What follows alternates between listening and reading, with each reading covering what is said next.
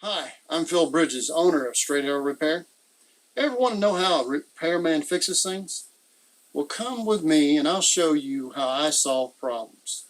Let's make things better together. Hey,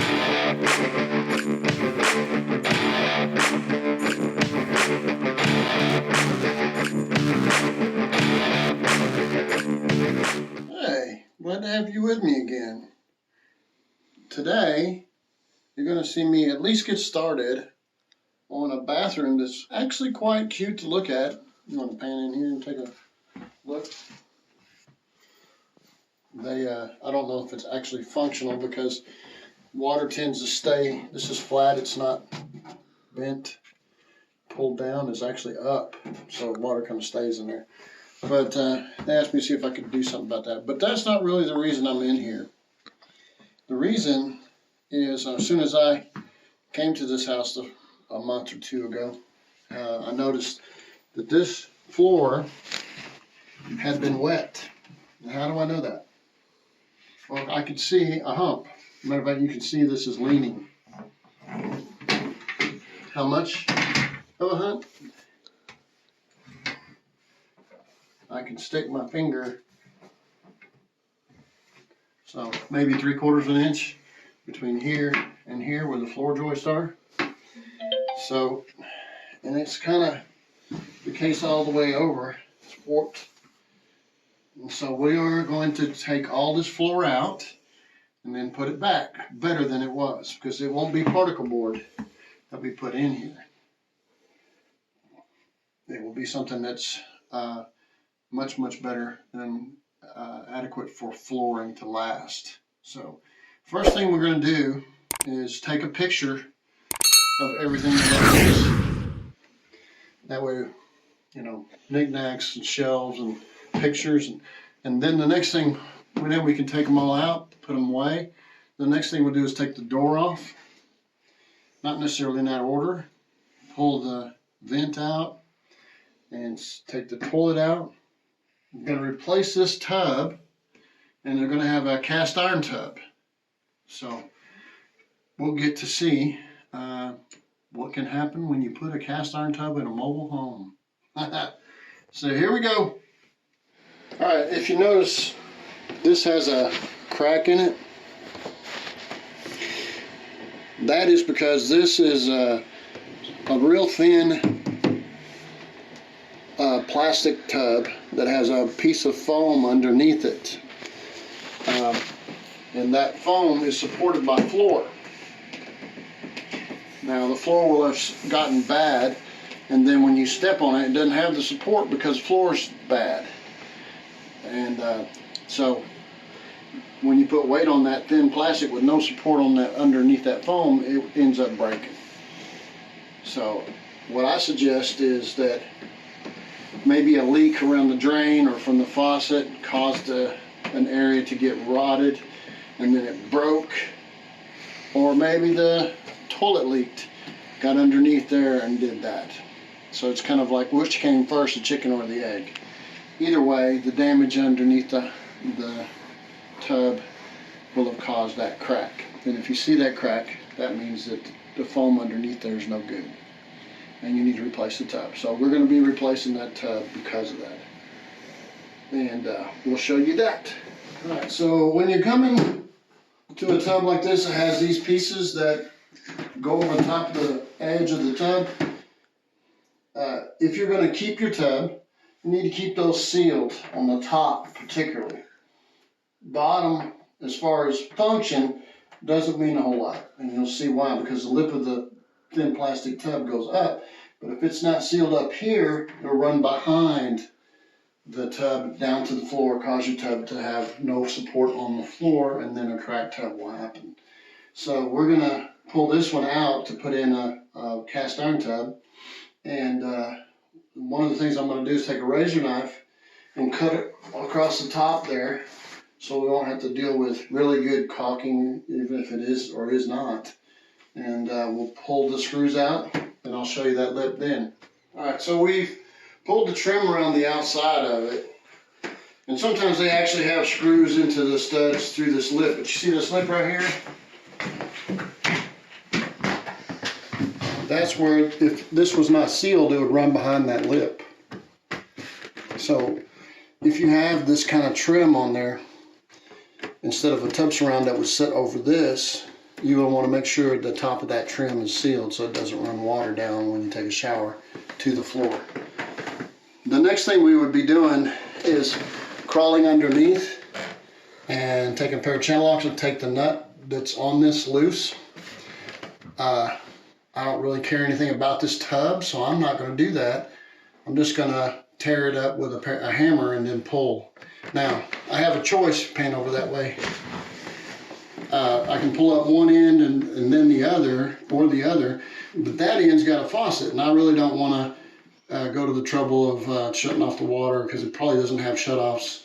And so what I'll be doing is lifting it up on this end after we take the kick plate off in the front, which is just paneling, and they got wallpaper on it. But we'll bust this out, pull this out so we can go up, and then we'll bust all this out so it won't be a problem. Here we go.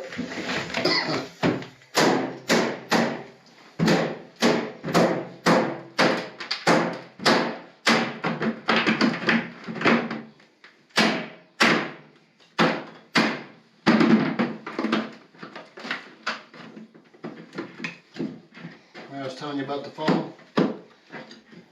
Right there. Now, I'll tear out all this front right here.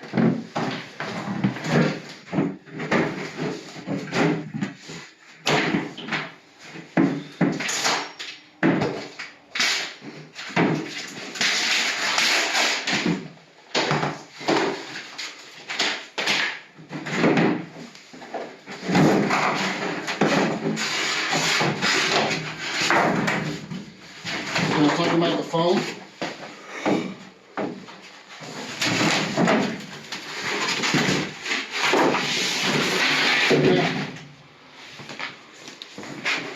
What is this right here? This is a mouse or a rat that will, and I've seen it in fancy houses, they'll go up through where the plumbing comes up and they'll make a nest all the way around the tub. And I've got plenty of stories of me having to deal with that. If you also notice, we had the crack right here. You see how all this floor has been wet? Probably because it's drained. But it's possible that the sink overflowed or the tub overflowed and it run back underneath. It's possible. But we've got to clean up this mess that I'm choking about and bring you back and let you see what we did. We're going to pull all these pieces of wood off, everything. All right, so you may have seen in a mobile home where this shower head's hanging down, the drywall's busted out, and I'm like, how in the world that happened? Because they don't use a lot of times they don't use a drop your elbow, which is fastened with 3 screws, and it's fastened to a piece of wood that runs from one stud to the other. They just push a hole through, drill a hole through the drywall, and then there's this side here is threaded.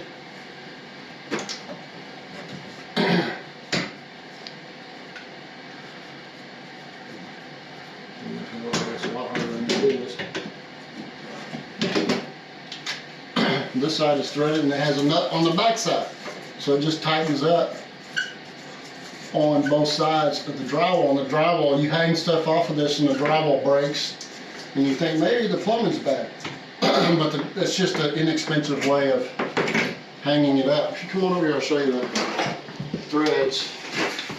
You see the threads right there? And there'll be a nut on the other side of it here, but right now we're not doing that. So if you go to fixing something like this, you'll have to get either change it over to the drop your elbow, which has 3 screws on the neck to fasten in, put a piece of wood in there for that drop your elbow to fasten to, or you have to replace this area with drywall that will hold up, and then put your tub surround and then the nut on that. And by the way, we we determined that it was either squirrel or chipmunk because there was a whole lot of acorns and walnuts and all those kind of things in this bathroom area. So it wasn't a rat or a mouse. It was something that climbs trees and likes nuts. And hibernates. So next we're gonna just try to get the floor out. They have run like a paneling over the floor. It's an overlayment that they sell at Lowe's and Home Depot. And it's probably fastened with screws, and then this is glued down tile. It's peel and stick. So what I'm probably gonna do is get a saw and cut, which I know one stud is right, one floor joist is here and one's over here. So I cut in the middle on both sides of that, and I should be able to rock it back and forth and get it out. But we'll see. Okay, so what I've done is, knowing the floor joist is here and here, because that's where it's highest, and the floor sagged where it got wet, I cut right here on this side of the floor joist and there, knowing that that floor generally is held on by a little bit of glues and staples. And this has got a whole bunch of nails for the overlayment paneling, holding it down, and it'll take me a while, but let's see if I can influence this stuff to come up. So what I'm gonna do is I'm gonna step on one side and then on the other, rock it back and forth where that staples will start coming loose and the glue, and see if I can get it to cooperate.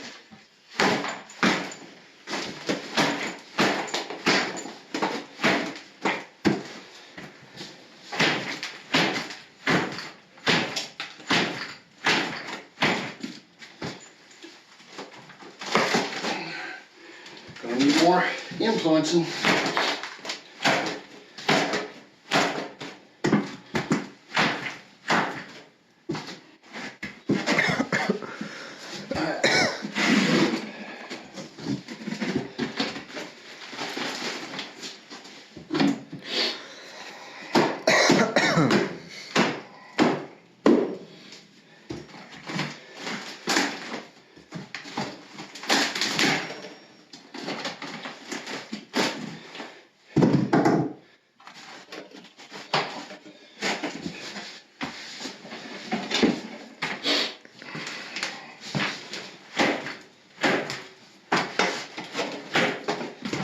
It's like I need to pull the staples on the vent so I don't have to redo that.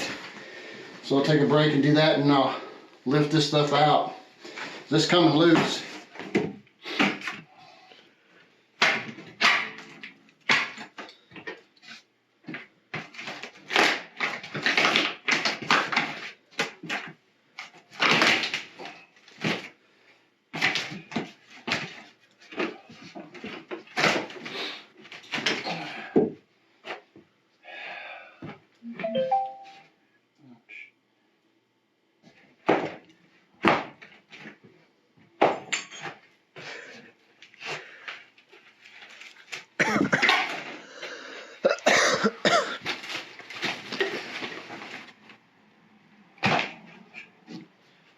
Looks like it's leaked multiple times. Doesn't look like it leaked around the toilet. Like the tub overflowed. Right, with the sink too. Stains on the back of the particle board. You kind of see it spilled here and went down through there. So they overflowed the tub. Knocking this particle board out.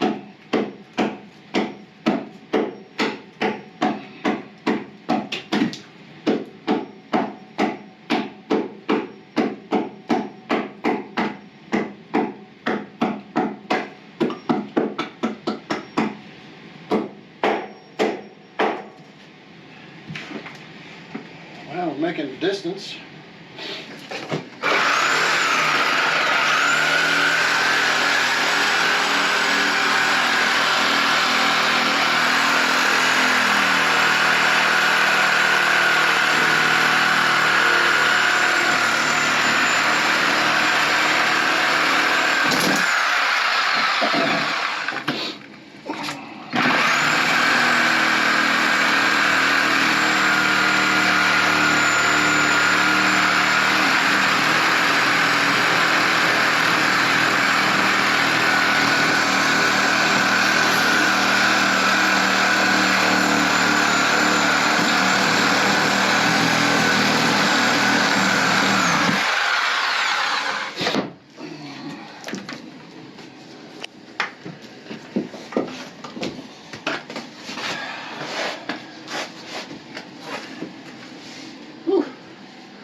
It's like work.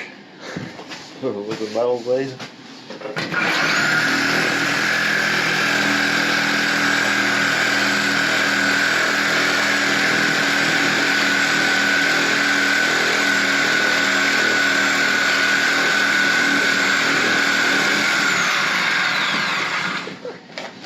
I will give you a little cheat sheet kind of thing that I do. I know for about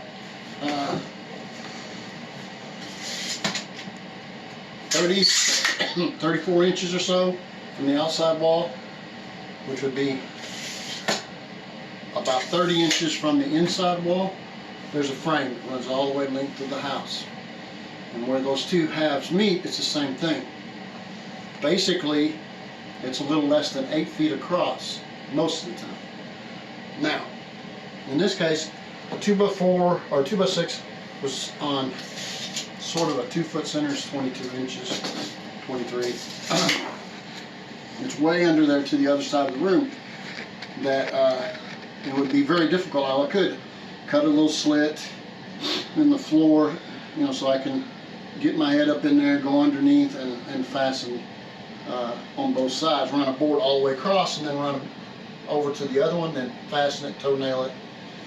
But what I've learned is that a 2x4 laid down and a 2x4 standing up is the same distance as a 2x6. So if you can get on top of the frame, either standing up a board on top on edgeways and then laying it down like this, you still are going to be the same height, and you won't have to go all the way to the other one. Now I've got it fastened in here too. And then over there, this is notched 1.5 inches, so it comes over here, and then 1.5 inches down, 1 5/8 inches down, and then screwed here. On that end, I've got a board laying on top of the beam, and then this board is running long ways on top of it. So we have the same height all the way across. If you notice, I don't even have any screws on that, but I will put a board over there against the wall. But just a trick you can do, you can lay one down, lay one 2x4 down, and one 2x4 standing up. It's the same as a 2x6. So that's what we've done so far. We've also put a 2x4 on this side, so we'll get to the bottom of it. And now we're gonna put a board along the edge where we're gonna put the first piece of plywood. And first one's gonna be a tough one because it's got a lot of cuts. It's got the vent, the drain, and both supplies in it. And we're gonna go across the floor so we can get our most strength.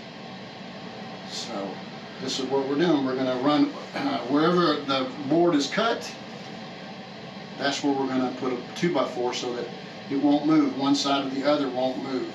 And we'll screw it down, and they'll both be the same height because they're screwed into the 2x4. And that's what we're doing. All right, so we're back another day over the weekend. Well,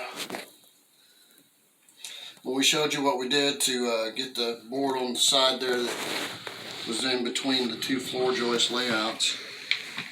And we did it on this side. There was a little bit of insulation. Well, there was insulation left on top of the frame. We laid our board flat and then put that board on edge.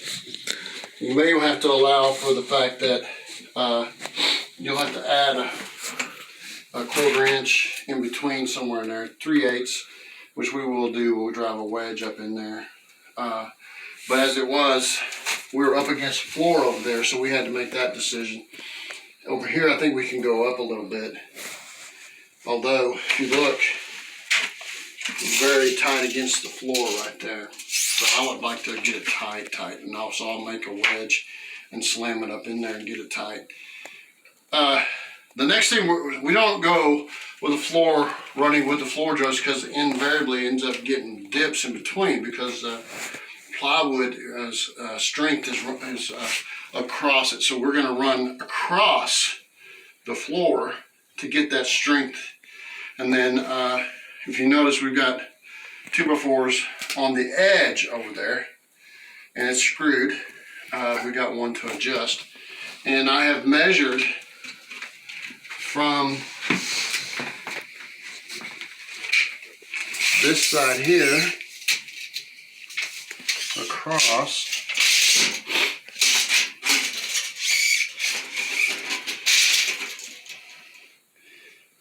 And I got room 54 3/8, or maybe 54 1/2. I'm a little on the loose side, but I don't want to have to fight it. The next thing I want to figure out, since I started from this side, we're going to have to clean up a little bit right here where it's sticking out, whereas the rest of it is not. But since I'm going to measure from this side, it's pretty consistent. We start on the side of this pipe at 4 1/4 to 6 1/2. And then I'll go out there and transfer that. And then I will, let's go out there and do that. 4 1/4, 6 1/2, and then side to side.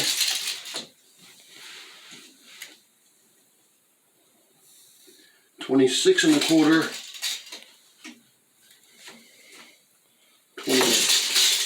28.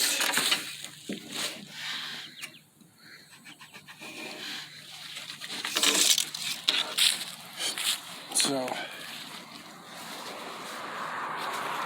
what I do is transfer these right there, like that.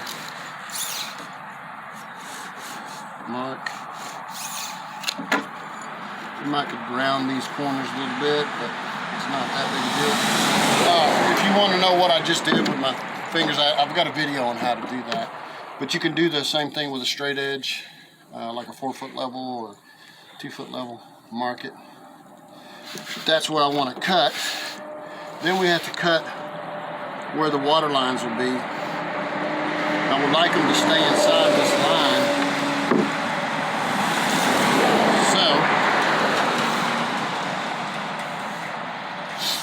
Usually they're about 1 inch to give it room, so 7/8,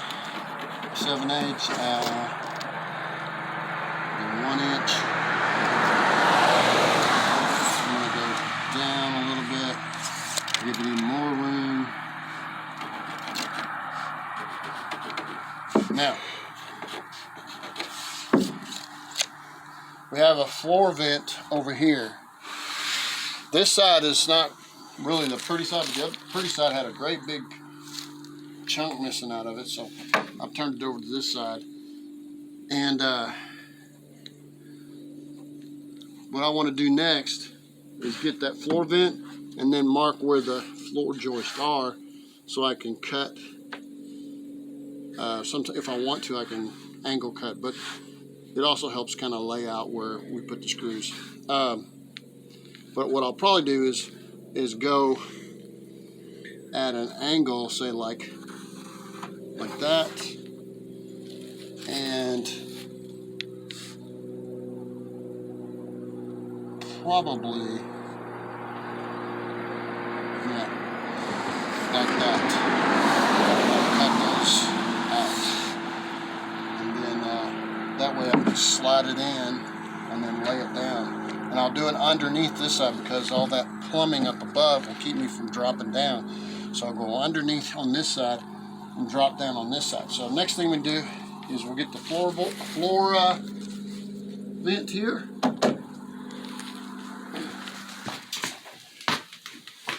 .35 to 39 1/8. Now it's usually they're 4x10, so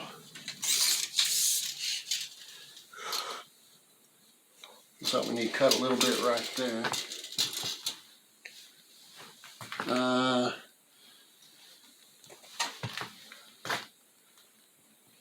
12 7, 23 1.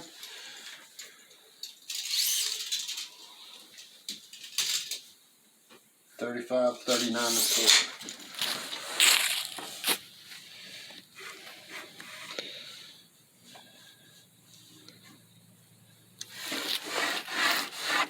I forgot what my numbers were this one. 34, 37, 39. 34 plus 4 be 30. I better check that. All right. one of the tricks that I've learned is, like, if I'm putting in this nail and there's something that's very fragile, like a piece of a real small piece of wood, but particularly with concrete board, hardy board and such on the siding, we literally put one of these nails in here and pre-drilled the holes so that we wouldn't break the concrete, which is very hard when we drove it in, and it made it easier to get in. So you might use that nail that is the exact size inside there, and then you can hammer it without much trouble. And just thought I'd let you know. Okay, all right, so now we've marked where the vent is, gave it a little bit of room. Most of the time, I can do all this standing up on sideways, but I've got those sawhorses, and we put some wood under here so the saw blade wouldn't hit either that or this. Give it some room. A lot of times, if you don't have a drill, you can just take your saw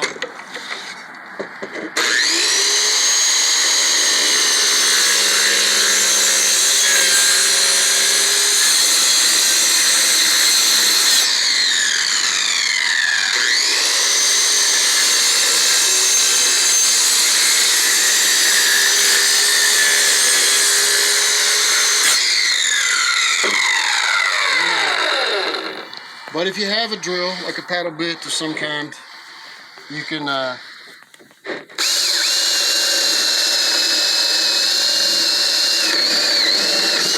drill your hole, which now we gotta put a battery into it. Don't work good without a battery.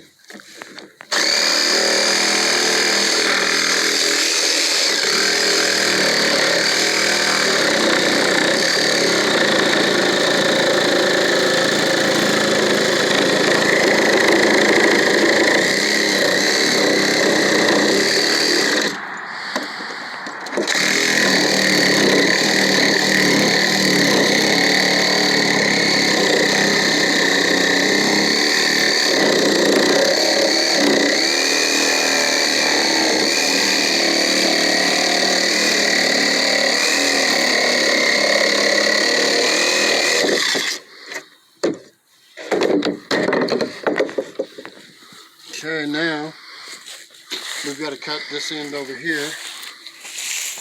Generally, what I would do, so I know that I'm going to cut this so that I can get it behind. That you can't get it in one piece without cutting the pipe off and all that.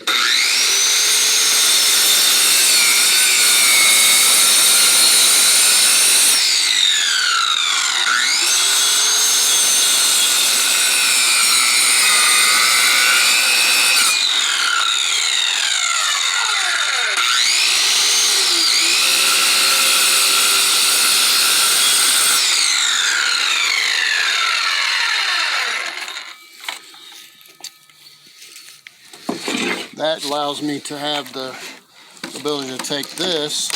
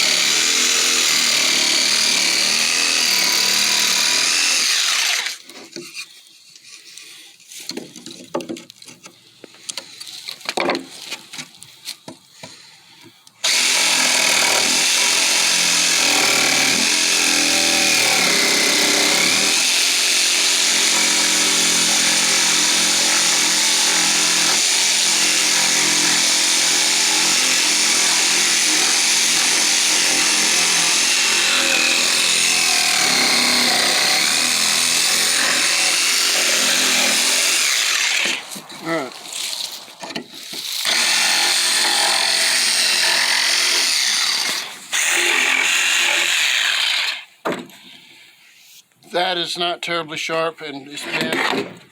This is not terribly sharp, and the saw is not terribly sharp. That shows you can do it. no matter what. But this will allow me to slide underneath the pipe and over the top of the vent. And then I marked where the floor joist's on. If it's off a little bit, I'll know to go this way or that way on that line after a little bit, and we'll screw it down. Everything's gonna be screwed. Generally what I would do is put a short piece of wood here, if I can, even if I have to turn a piece on the edge like this piece right here. That way, no matter that nobody's ever gonna be back there, it's supported and makes it all nice and straight. So we're going to take all these pieces in. We'll show you when we get there. It's Phil Bridges. If you like what you saw, you think it might be helpful to somebody else, push that like button and let other people know what you and I now know. And we'll work together toward making a brighter future. And by the way, we're not Americans, we're Americans. See you next time.